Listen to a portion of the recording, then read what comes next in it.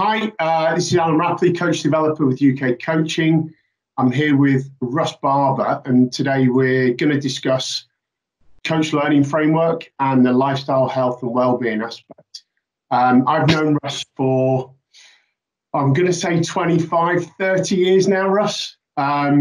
We've not grown up together, but we've been part of each other's journey in life over the last 30 years, to the point I was actually telling someone the other day that when I first started coaching and Russ was moving from Leeds, he came and slept on my sofa for a fortnight in Edinburgh just to come and spend some time and look and see what we were doing. So yeah, we have that sort of relationship. So I'm not going to say too much about Russ. I'm going to let Russ introduce himself. Today we're going to discuss mental well-being and mental health. And I just really, that was the one we agreed. And I just want to thank Russ for his time and today.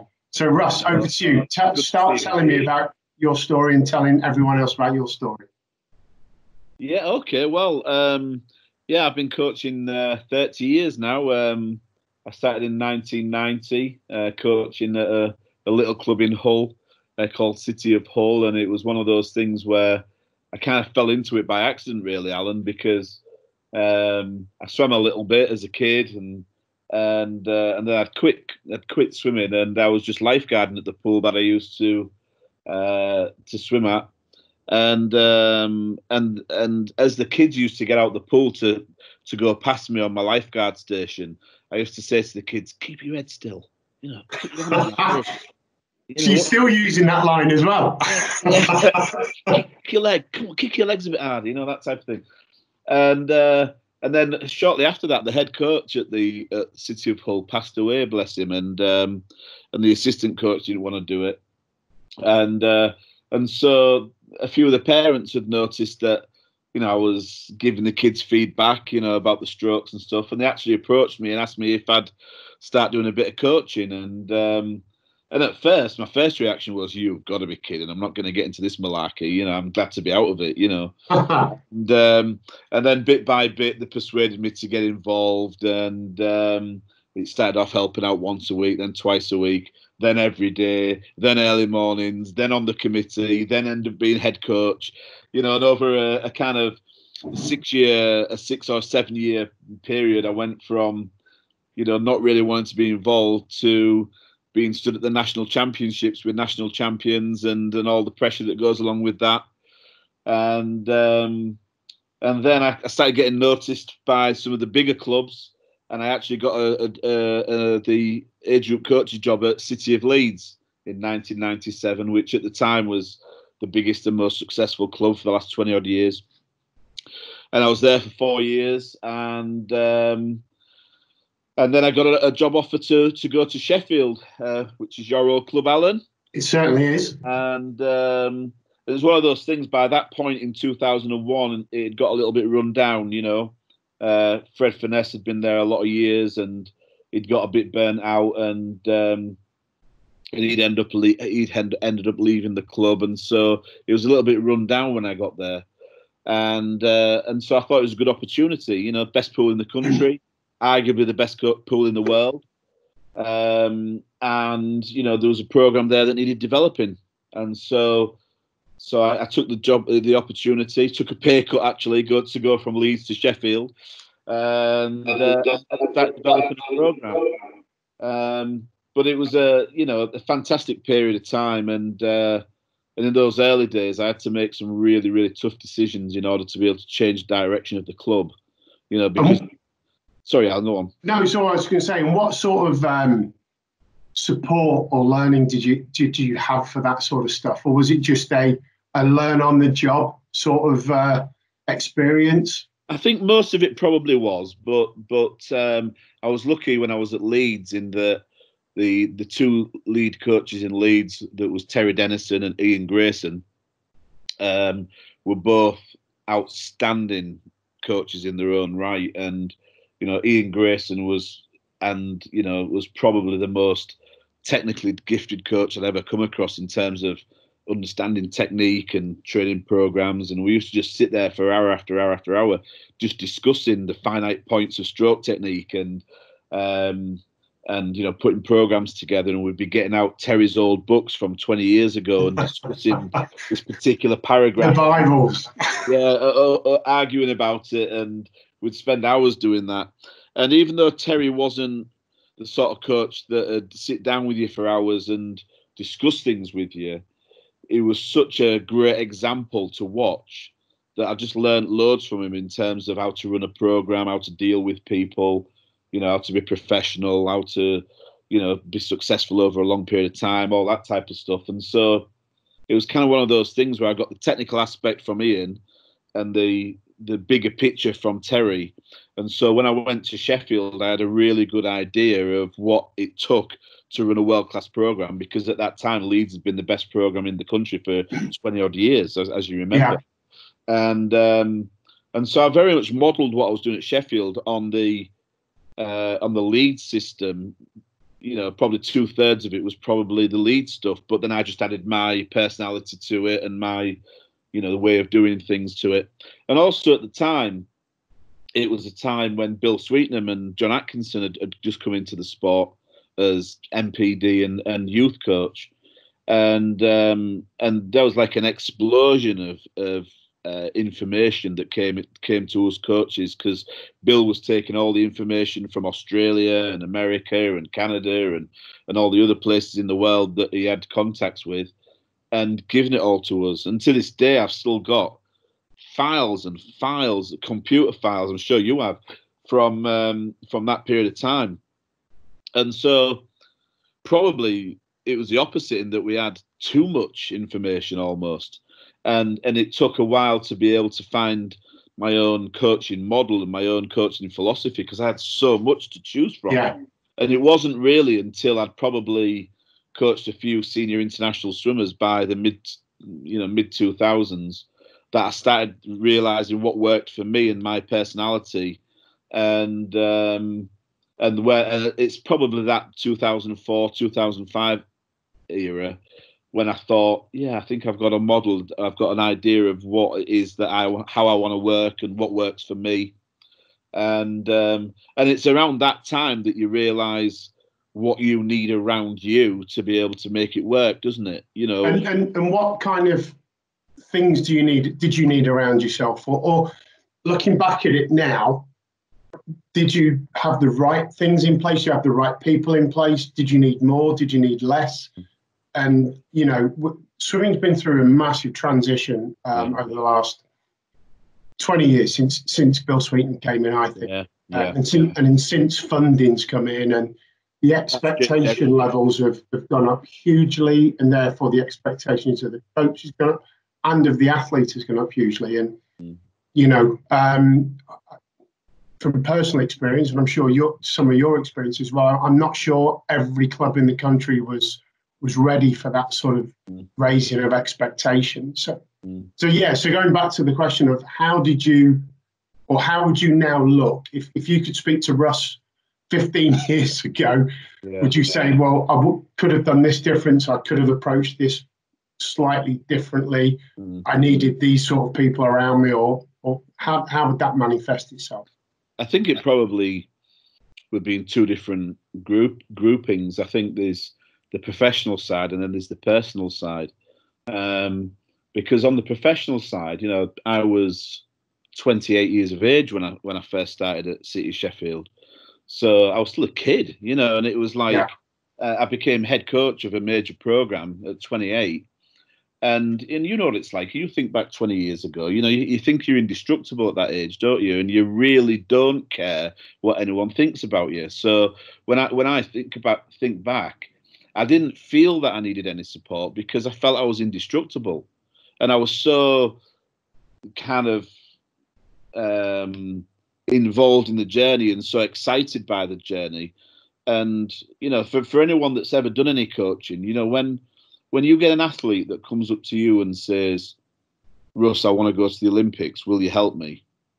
It kind of empowers you. It kind of makes you into it puts a shield of toughness around you that you think, right, okay, everyone get the hell out the way because I'm coming, you know. And it's like, and you don't realise for a long time what the payback of that is.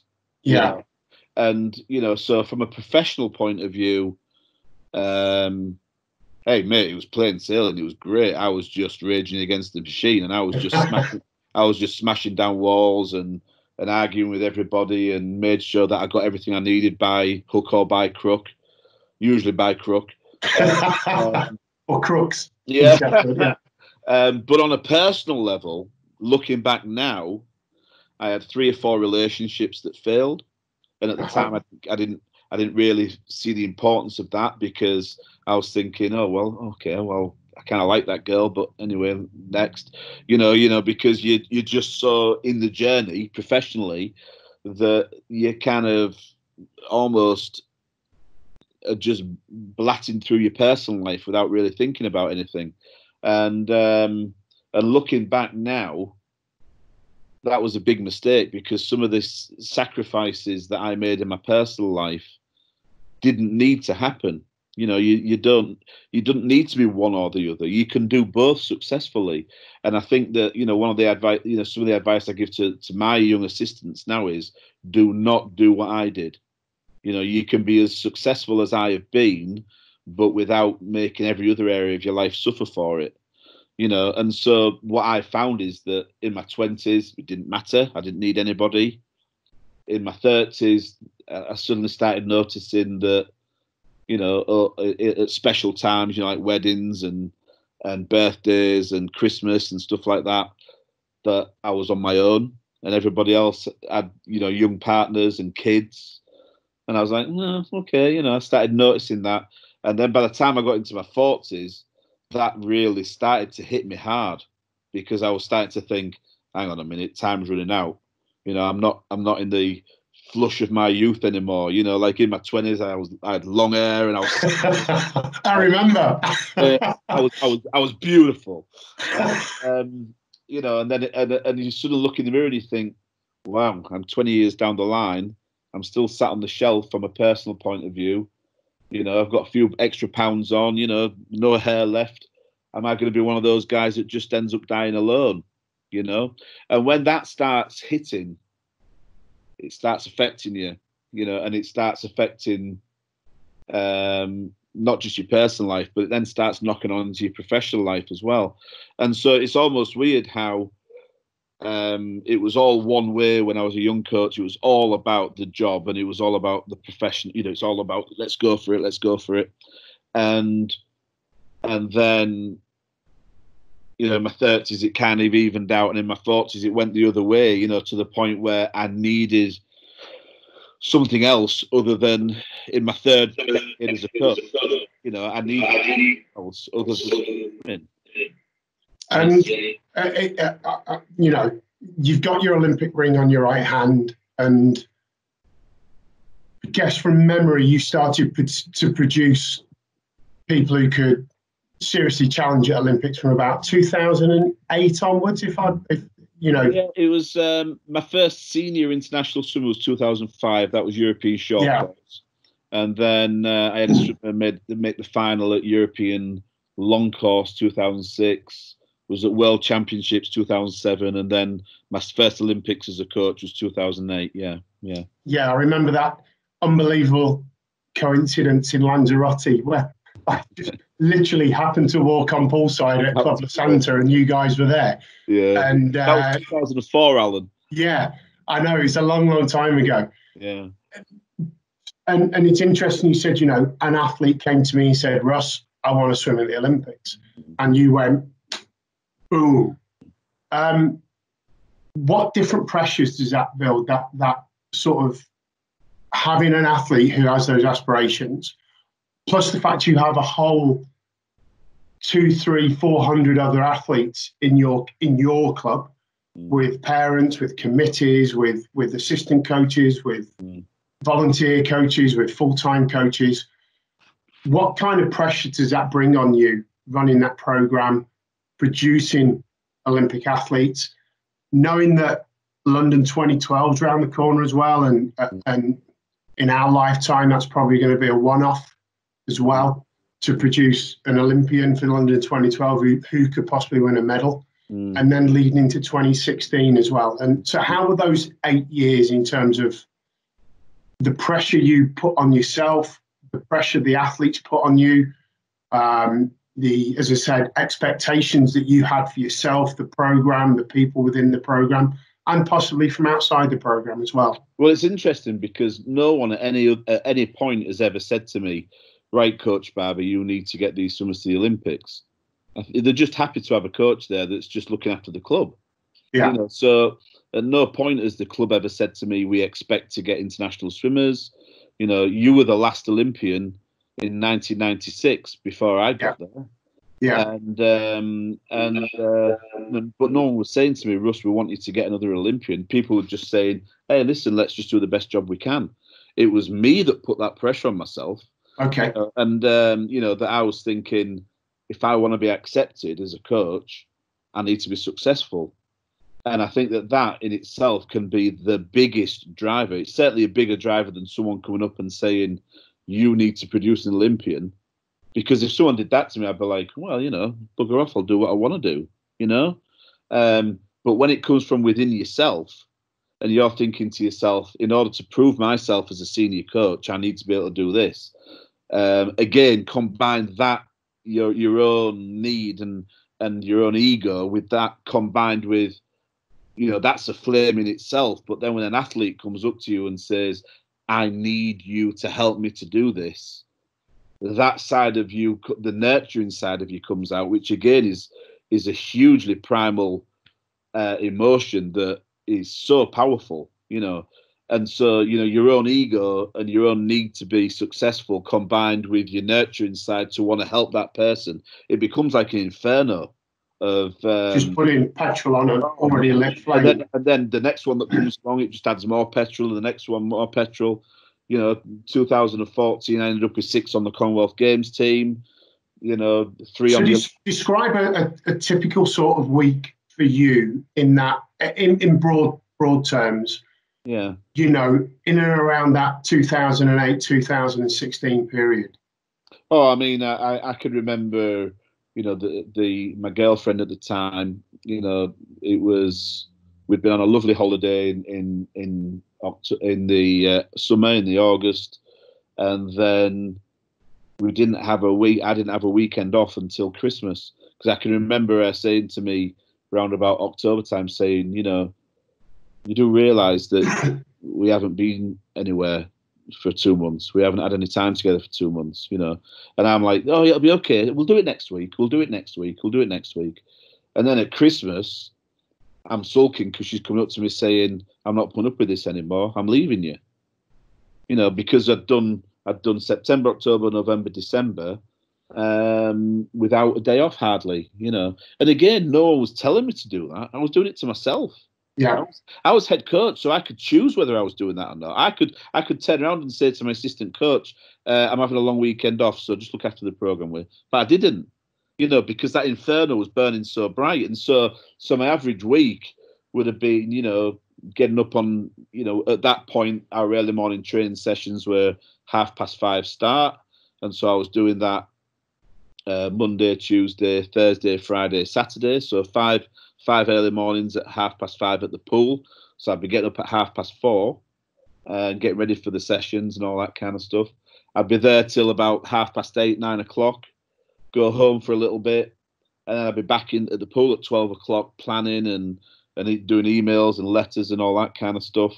And then the session started again at 4 o'clock, and we'd be through till about 7:30, and that was Monday to Friday. And so we were doing 10 sessions a week, 5 early morning starts. Every day was at least 8 hours, and most weekends we had a competition. And so I would say I was probably going 50, 60 hours a week. Plus comps. Contact time. Yeah. Plus, as soon as I got home, you know, the times that my girlfriend had said to me, "Oi, you're not a coach now. You're at home. Calm down." You know, because I'd come home, you know, still Mr. Coach, you know, and Captain Coach. I'm just looking at your things behind you. you know, I can remember loads of arguments like that because I just couldn't let it go because the inferno was so bright. And I did that from probably 2004 through to 2017, so probably 13 years, pretty much like that. For 13 years. What was the tipping point for you? Because obviously I know you know, you and I talk, you and I come across each other quite a lot, and things are different now, or slightly different now. So what was the tipping point for you? What was it that made you see yourself in the mirror and not? Well, there's a number of ingredients, but I think the key things, I can remember 2014 Commonwealth Games in Glasgow. You know, as I said, I had six swimmers on the team, 5 English, 1 Scottish. We won a number of medals. Went really well, and I found myself just kind of wishing for the meet to finish, and I just wanted to go home. And all the other coaches were celebrating on the last night because we had a successful meet, and I wasn't. And I was just kind of sat there, just thinking, you know, I want to go home. And I can remember the overriding feeling was, wow, I've had 6 swimmers on the Commonwealth Games team. We've done really well. How on earth am I going to top that? And so rather than celebrating the success, I was almost panicking about the future, thinking, what can I do to keep building on this? You know, and again, no one had said to me, Russ, you've got to build on this. I did it to myself. Yeah. But I thought, hang on, this is peculiar that I found myself isolating from the other coaches, not really wanting to be part of the celebrations because I didn't feel celebrated. But almost internally planning straight away, right? How are we going to and 10 on to next Commonwealth Games? Rather than it being exciting like it used to be, it was almost like I'm chasing a train and I've got to keep chasing it, but I don't know why I'm chasing it. You know, it was like that sort of feeling. And that kind of went on, and we had again successful 2015, 2016. One of my swimmers came 4th at the Olympics in 2016. Another one, you know, just missed the final. And then 2017, at the Worlds, we had 3 swimmers make, you know, in the finals, British records, Commonwealth Games records. One of my lads got a gold medal in the 4x2. City of Sheffield won top club at the British Championships, and so it was the most successful year that we'd ever had, you know. And I was sat at the World Championships, everyone else celebrating, and again I was just like, I just want to go home. I just, you know, and it was just a really peculiar feeling, and I can just remember thinking, is that it then? Is this it? You know, am I sacrificing myself? Am I pushing myself this hard for this success? And when I get the success, I'm not even happy anyway. So where's this going to lead? You know, and I just got an overriding sense of, well, the last 25 years have been a waste of time. And I can remember around about that period of time, I started feeling really ill, and I couldn't, you know, my heart rate was getting really high all the time. And I started having weird sleep problems, you know, where I'd wake up but then I was like in a dream state still. My brain couldn't quite wake up. And it was really weird, you know, like it was like, I now know that it's called depersonalization and that it's a stress related condition. But at the time, it was I just thought, what's going on? You know, like, you know, am I losing my marbles? You know, and obviously you knew what I was like. I'm a typical Yorkshireman. You know, it's just like you just get on with it, and you just, well, I'm sure I'll be right tomorrow. I'll have a good night's sleep, and it just went on, and then I started having what I now know is panic attacks. And I was thinking, what the hell? This is the sort of thing that happens to other people. It doesn't happen to me, you know. This was what happens to the southern coaches, not the northern coaches. And in the end, anyway, a couple of my other coaching colleagues that had what you would class old school breakdowns, had noticed that I was being a bit, a bit strange and a bit kind of isolated. Different than normal. Yeah. And not, they can't remember the last time I smiled and all that type of stuff. And they said to me, Russ, you need to go and talk to somebody. And in the end, I convinced myself to go to doctors, and the doctors prescribed me that they said that I had general anxiety disorder that had come on because of lack of sleep and just overwork, basically. Exhaustion, really. Yeah, just exhausted. In a lot of stuff. 13 years, pretty much, without putting anything back in the tank. It was just constantly give. And anybody that is a sports coach will understand that you're not just talking about a little bit of give.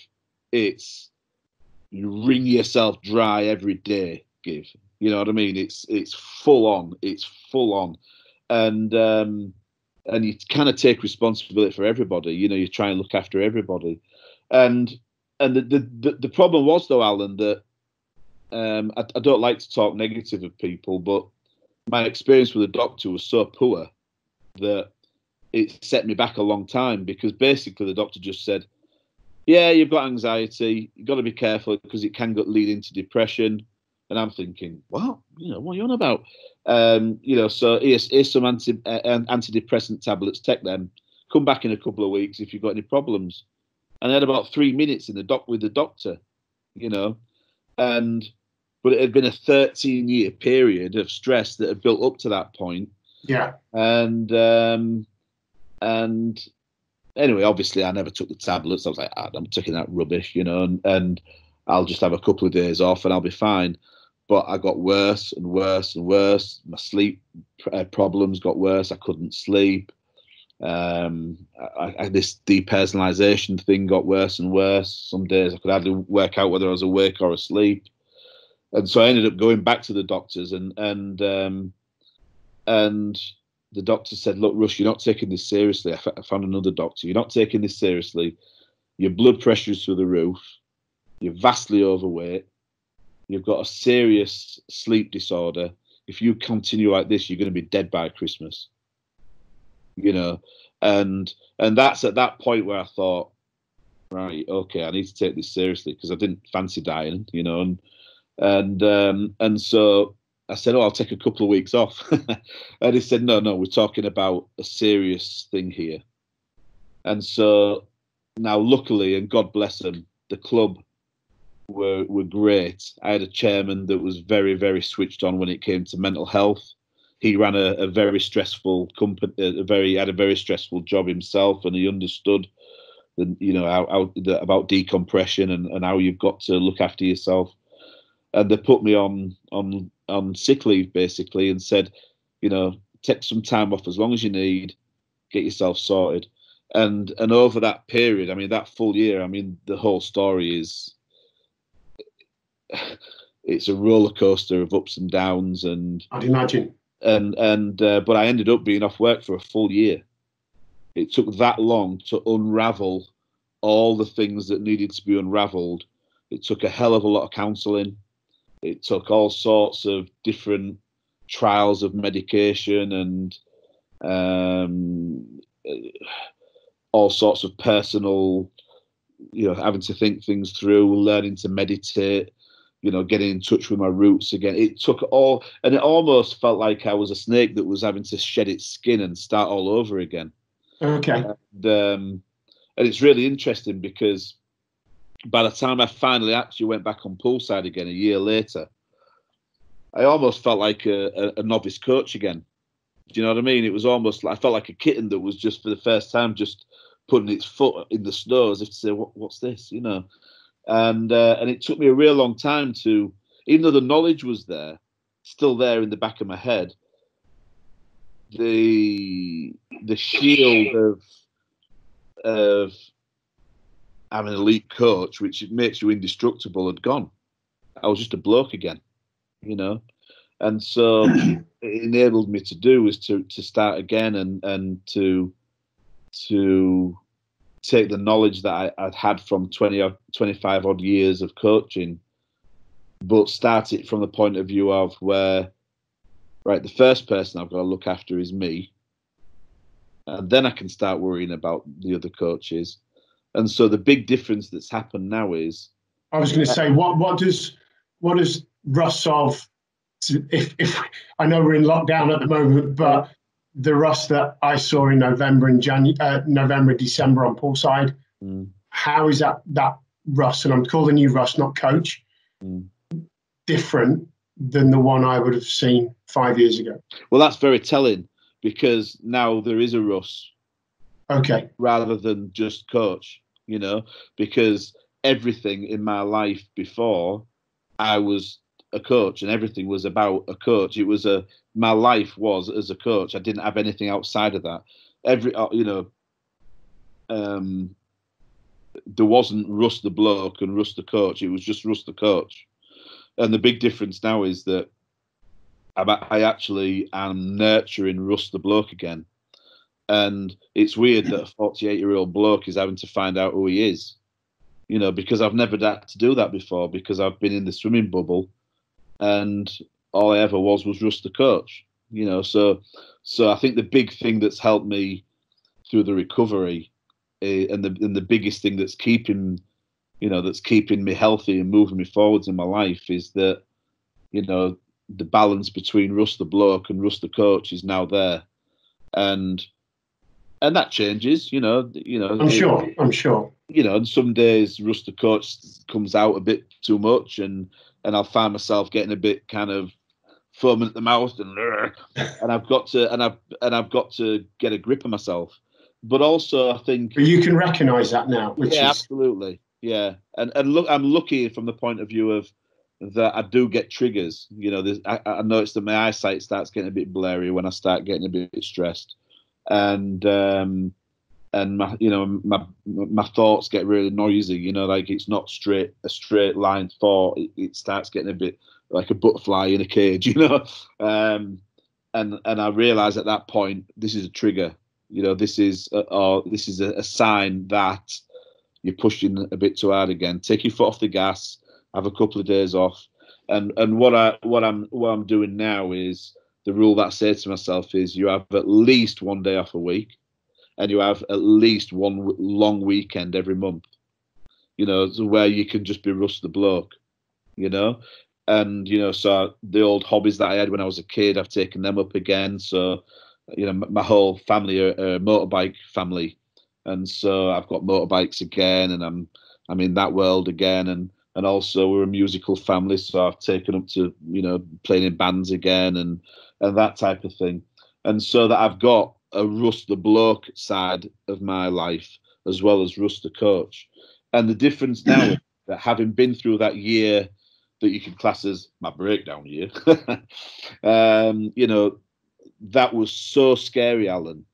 It was so scary. I'm not scared of anything, right? I'd walk into any fight anywhere. I don't care, you know me. And it's like, but that was so scary. It scared the living daylights out of me. And I wouldn't wish it on my worst enemy. You know, when you're in mental distress, whatever that comes from, whether that's through sleep disorders, whether that's through anxiety, whether it's through depression, and often it ends up being all three added up together, it is this most scary, horrific black hole that you can ever possibly go in. And I will do whatever it takes to make sure that I don't get to that point again. And if that means I've got to walk away from my job, I will do. You know, because whereas if you would have said that to me 5 years ago, I'd have said, no, I've just got to get back to work. You know, give me a pill, I'll be fine. You know, whereas now I'm no, that experience was so horrific. And although I've never been, and I don't want to scare the viewers here, but, you know, I've never been the sort that would ever, you know, contemplate suicide or anything like that. I'm not that sort of bloke. But I can understand how people would, you know, for people that maybe didn't have the same support system that I had. Fantastic employers that understood and supported me. They kept me on full pay for 6 months. I mean, wow. And only down to half pay for after that. Friends that understood. a family that I could go and live with during my recovery, so that I wasn't on my own. But if you didn't have those three things, I honestly don't think I'd have made it through. And I can understand how some people just look at that black hole and look at what's around them and think, hey, this is too much. I'm gone. See you guys. You know, I can really understand that. And so, you know, the biggest thing that, like I say, I mean, I'll repeat it again because I feel so strongly about it. The thing that is really key to me now is making sure there's a balance between Russ the bloke and Russ the coach. And if I'm not able to keep that in balance, seriously, I'll walk away. Because having been where I've been and seen what I've seen, I'll never want to go down that route again. Okay, that's just a massively powerful statement at the end there for that. And you know, as we talked in the prep for this as well, you know, I appreciate your vulnerability in this and your openness and your honesty. But I wanted to discuss this with you in this way. And I, as I say, I know the sort of like you can give it warts and all. So if you could think back to a coach, a 25, 26, 28-year-old coach, as you said, in any sport, not just swimming. Swimming comes with its own uniqueness and its own parameters and things that swimming is unique for. But in any sport, what are sort of like the thing, what would you tell a 25, 26-year-old coach starting out on their journey who wants to get to the elite end of stuff? Which seems to be a natural thing for people, is to go to that level. What sort of pearls of wisdom would you give them? What would you say put around them? What processes to put in place? What systems? What would you say to them? I think you need to. I mean, it sounds a bit corny, but you need your own boardroom of support. You know, your own personal boardroom. You know, because like from a professional point of view, you know, we all work with committees and we get our team of sports science around us and our committee people and our funding people and our agents or whatever it is that you deal with.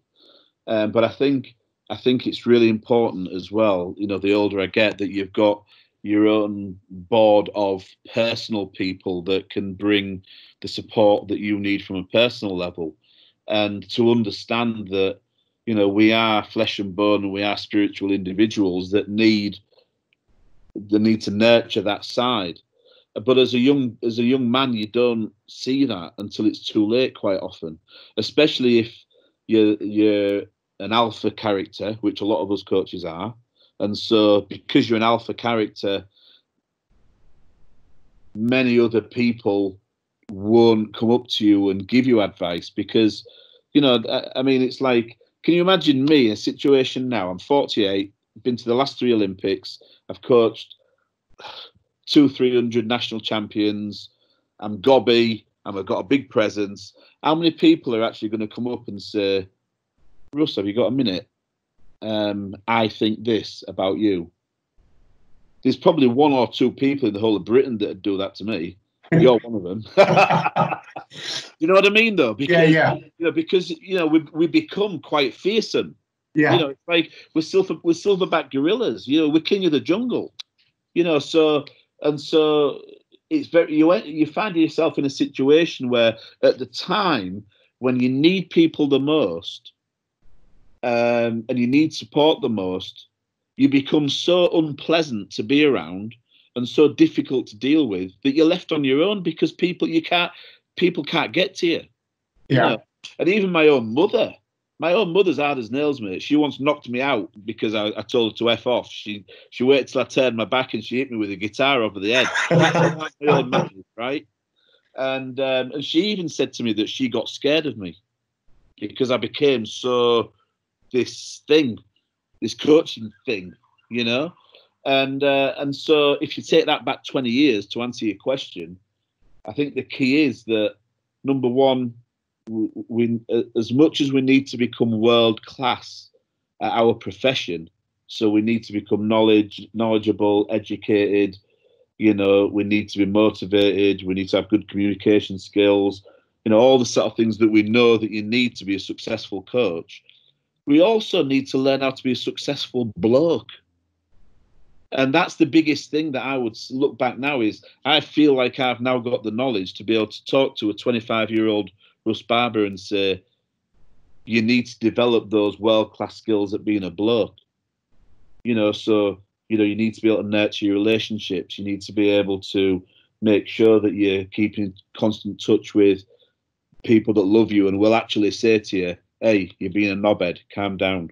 Because my brothers would do that any day of the week. Yeah. But I didn't see them for months and years. So I had no one actually saying to me, what's up with you? Calm down. Who do you think you are? Get your feet back on the ground, And so I think, you need to look at the behaviours of a good person and think to yourself, okay, if I'm the sort of person that I want Alan Rapley to like, what character traits would I have? I'd be friendly, I'd be personable, I'd be loyal, I'd be interested in you, and it's those type of things that I think you've got to develop good bloke skills. And yeah. In Yorkshire, I'm talking, in typical Yorkshire terms. I'm sure the psychologist will have some describing all that. But in real terms, we're blokes, right? And, I would say be world class at being a good bloke as well. And from that point of view, you're developing balance there. You're being a world class coach, but also you're accepting that to look after yourself, you also need to have a personal life that can hold that coach in balance, Be the fulcrum for that. It was just all or nothing on the professional side.